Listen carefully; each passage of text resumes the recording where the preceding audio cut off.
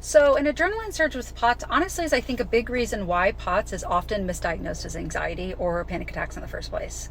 I would imagine that it probably feels pretty similar to a panic attack. So with me now knowing what's happening, I think I have a different understanding of what it did when they first started. When it first started, I think I would just notice my heart racing really bad, or I felt like I couldn't breathe, or like I was running when I was really just sitting still. But once I knew what they were and I was really able to kind of sit with it because I knew nothing was wrong technically, and be able to recognize that things were happening, and that really helped me as I was going through the process of being able to get them to stop. So I would get this sudden feeling like there was this big impending sense of doom, like something bad was about to happen. I remember really just thinking, something's wrong. I don't know what it is, but something's wrong. And I think it's kind of the biological equivalent of there is a lion in the room. And that's what your brain is saying. It's like, oh my gosh, this is not normal. Something bad is about to happen. You need to protect yourself. But unfortunately, we couldn't. So next, I would start to feel my heart rate start to rise. I would get a really flush feeling. My chest or my neck, my face would get red, and then it would just kind of peak. My heart rate would just be pounding. I'd feel like I was going to pass out. A couple times during these bad ones, during when I was in a flare, I definitely absolutely did pass out. I would get tunnel vision, pre-syncope if I stood up at all. So I always tried to stay sitting or lying down.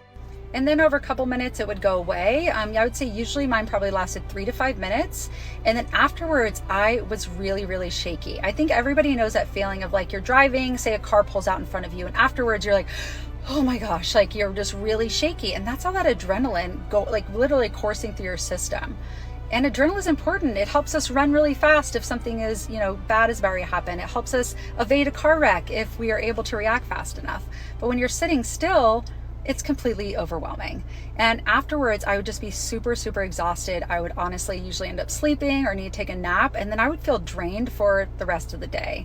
And then when it got to the point where I was having 10, 15, 20 of these a day, I was wrecked. And my adrenaline was so high, my fight or flight system was constantly up. It was literally like imagine being in like a den of lions all the time. I couldn't sleep either, which made it worse. So eventually, luckily led to me getting diagnosed is how bad those adrenaline surges got. And it's often why it's misdiagnosed. Mine was misdiagnosed first as anxiety, panic attacks. Later on was eventually misdiagnosed as SVT, which it wasn't. It really helped me, like I said in the previous video, understanding that this wasn't a panic attack. This wasn't a stroke. This was not a heart attack like it felt like, and that I was going to be okay. So learning to breathe through them, learning to understand what they were, I think in a way took kind of the power away from it because you're able to calm down your fight or flight system, which just makes these all worse. So if you have any other questions, let me know.